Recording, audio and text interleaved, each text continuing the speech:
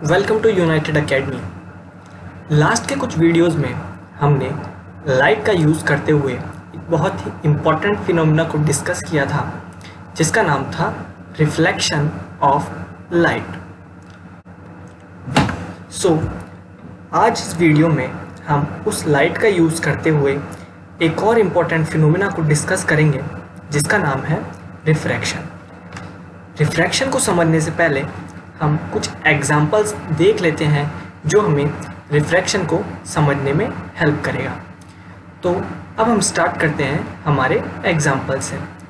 पहला एग्जाम्पल हमारे पास है, observe that the bottom of tank और a pond containing water appears to be raised. यानी कि अगर हम ऑब्जर्व करें तो हमें दिखाई देगा कि जो हमारा टैंक है या जो हमारा पॉन्ड है उसका बॉटम हमें एक्चुअल लेवल से ऊपर दिखाई देगा।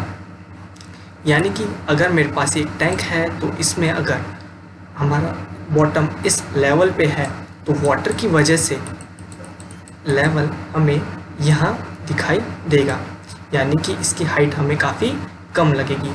ऐसा जनरली हम ऑब्ज़र्व करते हैं हमारे स्विमिंग पूल्स में या फिर टैंक्स में।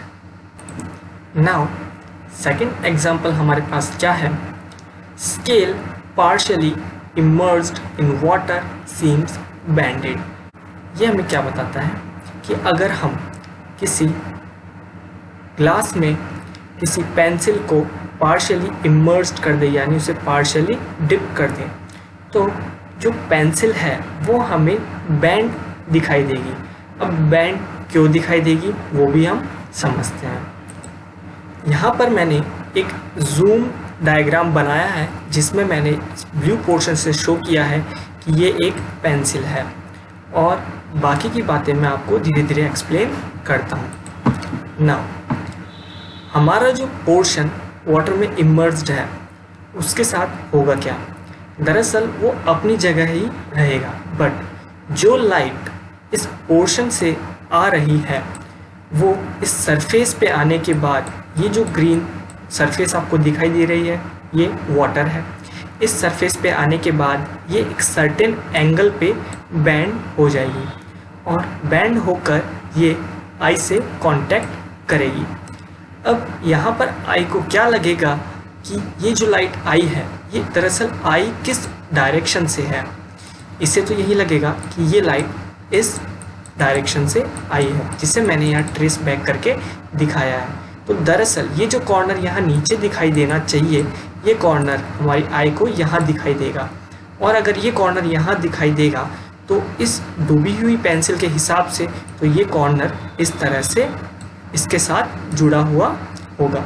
तो हमें ये लगेगा कि ये पेंसिल स्ट्रेट नहीं है, ये पानी में जाने के बाद बैंड हो चुकी है। इसे हम फिर से एक और बार क्लीन्ड डायग्राम के थ्रू समझ लेते हैं। तो आप यहाँ देख सकते हैं कि मैंने एक पेंसिल को वाटर में इमर्ज किया, और इमर्ज होने के बाद हमारी आई को दिखाई देगा कि दरअसल ये पेंसिल का ये कॉर्नर इस पोजीशन पर है, और इस पोजीशन पर होने की वजह से हमारी आई को इल्यूजन होगा कि ये कॉर्नर यहाँ है और दूसरा कॉर्नर यहाँ है, तो ज़रूर ये यहाँ से और यहाँ तक इस तरह से बैंड हो चुकी होगी। So this is an example of refraction. So इसे अब हम एक लैंग्वेज में भी समझ लेते हैं। The light reaching you from the portion of pencil, यानी कि जो लाइट इस पेंसिल के पोर्शन से हमारी आइज तक पहुंच रही है जो कि इनसाइड द वाटर, जो कि पानी के अंदर है, seems to come from the different direction. ऐसा लगेगा कि वो किसी और डायरेक्शन से हमारे पास आ रही है, compare to the part above water. यानी कि हमारी आई जो पोर्शन वाटर के अंदर हमें दिखाई दे रहा है इस पोजीशन पे और जो बाहर है, इन दोनों को कंपेयर करके बताएगी कि ये पेंसिल बैंड हो चुकी है। So it is the basics of refraction. Now we will move to our next example. So this example is a kind of activity. ये हमें क्या बता रही है, टेक ग्लास और a beaker or a glass cup, keep coin in it fix your eye in such a position that coin just become invisible to you. यानी ये हमें क्या बता रहा है कि हमें एक बीकर लेना है, उस बीकर में हमें उसके बॉटम पे एक कॉइन रखना है और उसको वहाँ पर फिक्स कर देना है, जिसे मैंने यहाँ पे ए से शो किया है। नाउ इसे इस तरह से रखना है और हमें इस पोजीशन पर देखना है कि हमें ये कॉइन दिखाई ना दे।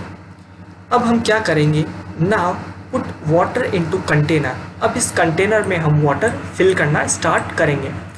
As soon as water will be filled in the beaker the coin will soon visible to you due to reflection of light. जैसे जैसे इस बीकर में वाटर एक सर्टेन लेवल तक आएगा तो आपको ये कॉइन दिखाई देने लग जाएगा। यानी कि पहले हमारे पास एक कॉइन दिखाई नहीं दे रहा था क्योंकि हम अपनी आइज़ को इस तरह से फिक्स किए हुए थे कि हमें कॉइन ना दिखाई दे, और बाद में जैसे जैसे हम वाटर भरते हैं तो ये हमें कॉइन दिखाई देने लग जाता है। बट ऐसा क्यों हो रहा है, तो इसे हम एक एग्जाम्पल के थ्रू समझते हैं। जैसा कि अभी हमने कहा कि हमने आइज़ को इस तरह से फिक्स किया कि हमें कॉइन दिखाई ना दे। हमारे पास यहाँ पर बीकर है और बॉटम में हमारे पास एक ग्रे कलर में एक कॉइन है। नाउ हमारे पास जो दूसरा डायग्राम है उसमें क्या शो किया है कि यहाँ से ह्यूमन आई अभी भी रेगुलर इसे देख रही है बट कॉइन देख नहीं पा रही। हमने इसमें वाटर पोर किया जिसे मैंने यहाँ ब्लू कलर से शो किया है।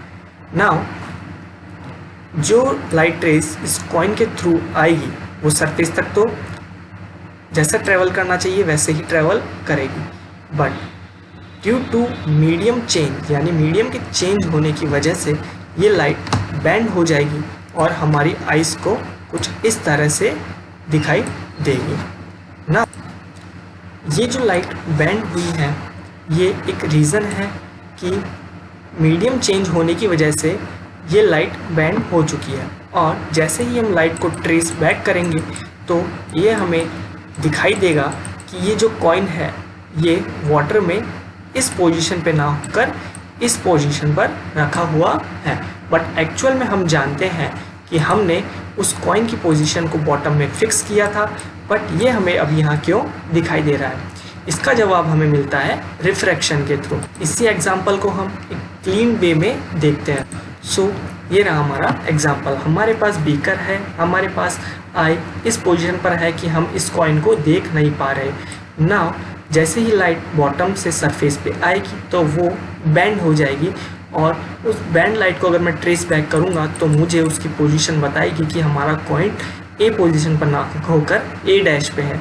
तो यहाँ पर मैंने शो भी किया है कि हमारा ओरिजिनल कॉइन तो बॉटम में ही रखा हुआ है, बट हमारा जो कॉइन विजिबल हो रहा है वो एक सर्टेन लेवल पे लिफ्ट हो चुका है। तो हमारी आई को इल्यूजन होगा कि कॉइन बॉटम पे ना होकर अपनी सरफेस से लिफ्ट हो चुका है। तो इसका जवाब हमें मिलता है रिफ्रैक्शन के थ्रू। अब हम देखते हैं what is refraction through it's definition. तो हमारे पास यहाँ पर है डेफिनेशन ऑफ रिफ्रैक्शन, बट इसे समझने के लिए भी हमें दो टर्म्स ऐसी हैं जिन्हें समझना ज़रूरी है। पहला है हमारे पास मीडियम और दूसरा है हमारे पास interface. So what this terms are. Example के लिए मैंने यहाँ लिया है वाटर, और वाटर के ऊपर मैंने कंसिडर किया है एयर। इस फिनोमेना को हम देख सकते हैं पॉन्ड। हमारे पास जो पॉन्ड्स होते हैं, लेक्स होती है, वहाँ पर पानी के ऊपर एयर है। तो एक बहुत ही बेसिक एग्जाम्पल है। तो अभी हमें क्या शो कर रहा है, तो मैंने यहाँ पे कंसिडर किया है कि एयर को मीडियम 1 और वाटर को मीडियम 2।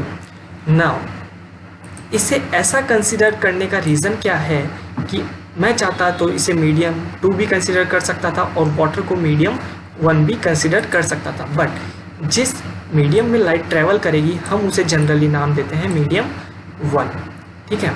और जिस मीडियम में लाइट जाएगी रिफ्रैक्ट होकर उसे हम नाम देंगे मीडियम 2।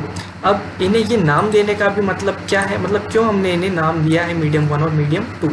तो इसका रीज़न हमारे पास आता है कि जो एयर है और जो वाटर है इनमें पार्टिकल्स के बीच में डिफरेंस काफ़ी ज़्यादा होता है। कहने का मतलब एयर के जो पार्टिकल्स हैं उनके बीच की डिस्टेंस आपस में काफ़ी ज़्यादा होती है, जबकि वाटर के जो पार्टिकल्स होते हैं उनके बीच की डिस्टेंस आपस में उनके रेस्पेक्ट में कम होती है। तो इन्हें हम डिफ्रेंशिएट करने के लिए मीडियम 1 और मीडियम 2 का नाम देते हैं। नाउ एक्चुअल थिंग हमारे पास क्या है कि जब कोई लाइट, अब हम यहाँ पे समझ रहे हैं रिफ्रैक्शन को। देखो, जब कोई लाइट एक मीडियम में से, यानी कि हमारे किसी भी एक मीडियम में से दूसरे मीडियम में ट्रैवल करती है, दूसरे मीडियम में, हमारे पास दूसरा मीडियम कौन सा है, वाटर, इसमें ट्रैवल कर रही है, तो जैसे ही ये लाइट इंटरफेस पर पहुंचती है, इंटरफेस हमारे पास क्या होता है, मीडियम 1 और मीडियम 2, इन दोनों को सेपरेट करने वाली जो ये लेयर है, इस लेयर को मैं बोलता हूँ इंटरफेस। सो इंटरफेस पे जैसे ही ये लाइट स्ट्राइक होती है तो ये इंटरफेस से बेंड हो जाती है, यानी कि एक सर्टेन एंगल पे बेंड हो जाती है, और इसी फिनोमेना को हम कहते हैं रिफ्रैक्शन ऑफ लाइट। तो हमने लास्ट के जितने भी एग्जाम्पल देखे हमें ये फिनोमेना देखने को मिला है। जैसे कि अगर मैं इस पेंसिल की बात करूँ जो कि पार्शियली इमर्स्ड इस वाटर में, तो हमें देखने को मिला कि लाइट सरफेस पे गई और बेंड हो गई। सेकंड हमारे पास एग्जांपल क्या है कि हमारे पास यहाँ पर कॉइन था, और ये कॉइन जैसे ही ये लाइट इस कॉइन से सरफेस पे जाती है तो बेंड हो जाती है, और ये बेंड होने के बाद हमें कॉइन किसी और डायरेक्शन में दिखाई देता है। नाउ अब इस रिफ्रैक्शन के अंदर डेफिनेशन प्रॉपर लैंग्वेज में हमें क्या समझाती है, when light travel from one medium to another, यानी जब कोई लाइट एक मीडियम से दूसरे मीडियम में ट्रैवल करती है, एट द इंटरफेस, यानी इंटरफेस पे आने के बाद the light rays change direction, यानी लाइट रे क्या करती है, अपनी डायरेक्शन चेंज कर देती है। That means they bend at interface, यानी कि वो इंटरफेस से बैंड हो जाती है। This effect is called refraction of light, और इसी फिनोमेना को हम कहते हैं रिफ्रैक्शन ऑफ लाइट। बट यहाँ पर हमारे पास एक कंडीशन है रिफ्रैक्शन में भी, कि जो हमारी इंसिडेंट लाइट थी, यानी हमारा जो इंटरफेस है और हमारी इंसिडेंट लाइट है, ये एक सर्टेन एंगल पे आनी चाहिए। ये इस सरफेस के अगर परपेंडिकुलर आती है तो ये सीधी की सीधी ही इस मीडियम में ट्रैवल कर जाएगी। तो रिफ्रैक्शन को ऑब्जर्व करने के लिए लाइट को एक सर्टेन एंगल पे ही इस इंटरफेस पे स्ट्राइक होना पड़ेगा, और इस बात को मैंने यहाँ इस नोट के थ्रू समझाया है। The incident ray should not be perpendicular to the interface, यानी इंटरफेस पे परपेंडिकुलर नहीं होनी चाहिए, otherwise there will be no change और बेंडिंग ऑफ लाइट। कि अगर ऐसा हुआ तो हमें लाइट का जो बेंडिंग है वो देखने को नहीं मिलेगा। अब एक छोटी सी हमारे पास इंफॉर्मेशन है कि the velocity of light in vacuum is 3 × 10⁸ metre per second, यानी जो हमारी लाइट है उसकी स्पीड हम आइडियल कंडीशन यानी वैक्यूम में अगर कंसिडर करें तो वो होती है 3 × 10⁸ मीटर पर सेकेंड। नाउ कुछ और कुछ और ज़रूरी इंफॉर्मेशन भी हमारे पास है। वो क्या है, speed of light changes when light moves from one medium to another, यानी कि जब लाइट एक मीडियम से दूसरे मीडियम में ट्रैवल करती है तो इसकी स्पीड हमेशा चेंज होती है। इसका रीज़न क्या है कि पहले मीडियम में अगर सपोज एयर है तो पार्टिकल दूर दूर है तो स्पीड काफ़ी तेज़ होगी, बट सेकेंड मीडियम में पार्टिकल्स काफ़ी पास आ चुके हैं तो स्पीड स्लो हो जाएगी। Now other thing is when light rays enter from rarer medium to denser medium velocity decreases, यानी कि जब लाइट रेज रेयर मीडियम से डेंसर मीडियम में जाती है तो वेलोसिटी ऑफ लाइट डिक्रीजेस, यानी कि हमारे पास एयर रेयर मीडियम है। एयर को रेयर मीडियम क्यों कहा, क्योंकि यहाँ पे पार्टिकल्स के बीच में डिस्टेंस ज़्यादा होती है। तो जब रेयर मीडियम से डेंसर मीडियम, यानी जिसे मैंने कंसिडर किया वाटर, यानी जिसमें पार्टिकल्स काफ़ी ज़्यादा है एयर के मुकाबले और काफ़ी पास में भी है, तो इसकी स्पीड डिक्रीज होगी, यानी कि लाइट की स्पीड डिक्रीज होगी। नाउ कुछ मेजर इंफॉर्मेशन भी हमारे पास है फ्रीक्वेंसी से related, that frequency remains same, यानी जो लाइट की फ्रीक्वेंसी है वो हमेशा सेम ही रहती है। नाउ हमारे पास अब दो मेजर टर्म है जो हमें क्या बताती है कि जब लाइट रेयर मीडियम से डेंसर मीडियम में जाती है तो light rays bend towards normal. तो अब ये जो भी बात हो रही है इसे हम एक छोटे से एग्जाम्पल के थ्रू समझते हैं।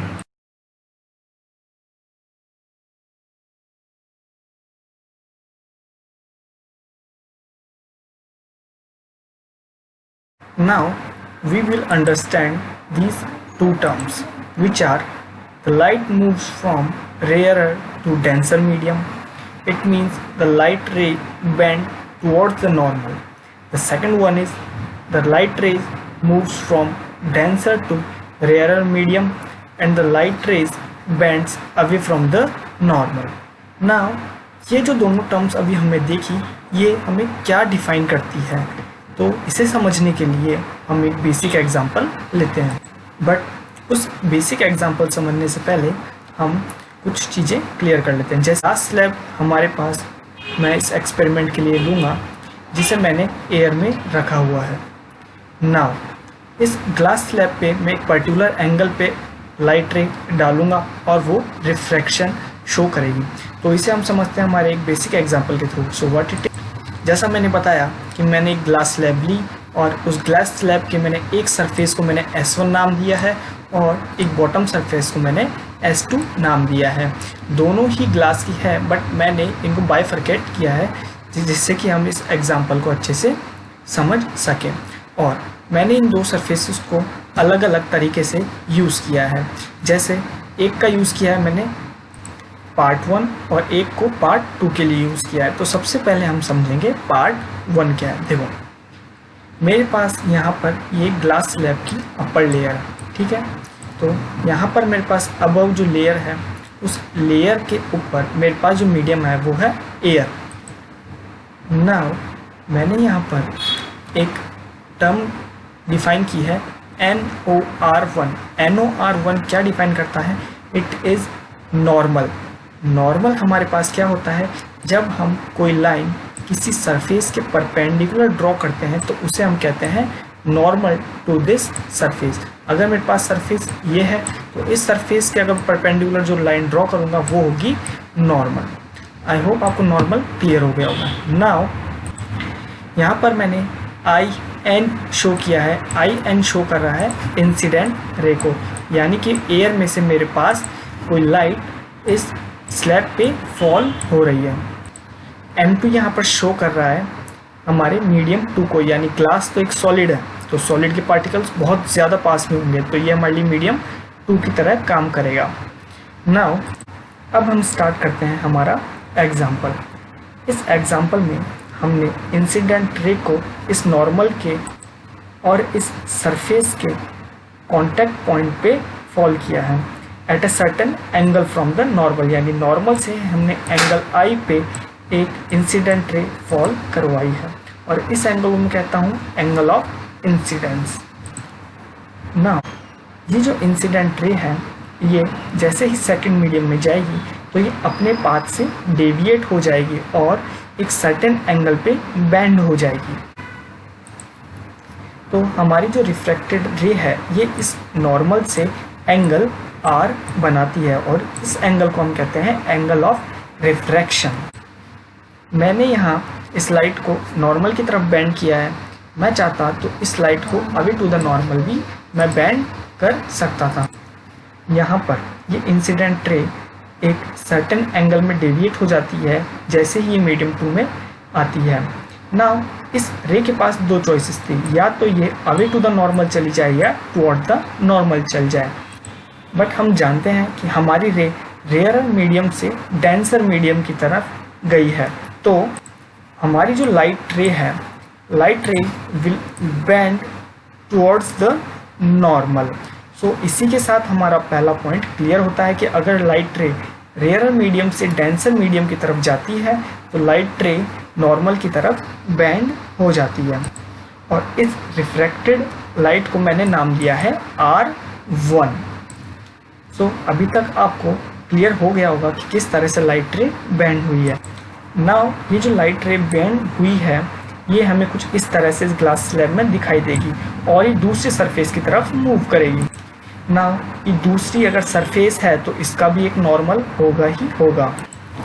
और अगर ये इस नॉर्मल पे एक सर्टेन एंगल पे भी स्ट्राइक हो रही है तो ये फिर से अब मीडियम 2 से और मीडियम 1 की तरफ मूव कर रही है, यानी हमारा मीडियम फिर से चेंज हो रहा है। तो यहाँ पर भी रिफ्रैक्शन हमें देखने को मिलेगा। तो ये किस तरह से देखने को मिलता है ये भी हम देखते हैं। This R1 will continuously move in this glass slab. अब आगे क्या होता है वो देखते हैं। तो हमारे पास अब आएगी ग्रीन सरफेस। ग्रीन सरफेस पे भी हमें एक नॉर्मल कंसिडर करना पड़ेगा, जिसे मैंने नाम दिया है नॉर्मल 2। नाउ ये रिफ्रैक्टेड रे अब एक इंसिडेंट रे की तरह काम करेगी सरफेस के लिए। तो ये हमारे लिए एक एंगल हो गया इंसिडेंट एंगल। तो मैं इसे एंगल I और 2 नाम दूंगा, एंगल इंसिडेंस 2। नाउ इस रे को जाना तो बिल्कुल सीधा चाहिए था, लेकिन ये एक सर्टेन एंगल पे बेंड हो जाती है और इस बेंड लाइट को मैंने नाम दिया है R2। अब इस लाइट के पास भी दो चॉइस थी कि या तो ये टुवर्ड द नॉर्मल बेंड हो जाए या away to the normal bend हो जाए। बट हम यहाँ देख सकते हैं कि ये away to the normal bend हो गई है। इसका रीज़न ये है कि जब कोई लाइट रे डेंसर मीडियम से रेयर मीडियम की तरफ मूव करती है तो light ray bends away from the normal, यानी कोई लाइट रे डेंसर मीडियम से रेयर मीडियम की तरफ मूव करती है तो light ray away to the normal bend हो जाती है। इसका रीज़न सिंपल है कि हमारा ग्लास स्लैब मीडियम 2 में है और हमारा जो मीडियम 2 है, यानी कि जिस मीडियम में हमारा रिफ्लेक्टेड लाइट है वो रेयर मीडियम है। तो डेंसर मीडियम से रेयर मीडियम में लाइट रे ट्रेवल कर रही है तो ये away to the normal bend कर जाएगी। अब काफ़ी सिंप्लीफाइड वे में हमने इसे पढ़ लिया है, तो अब कंबाइंड स्टडी के लिए हम दूसरे डायग्राम का यूज़ करते हैं। तो हमारे पास यहाँ पर एक डायग्राम और है जिसमें मैं देख सकता हूँ कि यहाँ पर मैंने नॉर्मल लिया है और इंसिडेंट रे हमारी PQ है। तो PQ रे इस पॉइंट O पे स्ट्राइक होती है, तो जाना तो इसे इस पाथ में चाहिए था, बट ग्रीन कलर से मैंने शो किया है कि ये लाइट रे टुवर्ड्स द नॉर्मल डेविएट हो जाती है, बिकॉज हमारी लाइट रे मीडियम 1 यानी रेयर मीडियम से डेंसर मीडियम की तरफ मूव कर रही है और एंगल I के ऊपर इंसिडेंट रे आ रही है, तो एंगल R पे हमारी रिफ्रैक्टेड रे अंदर की तरफ रिफ्रैक्ट हो रही है।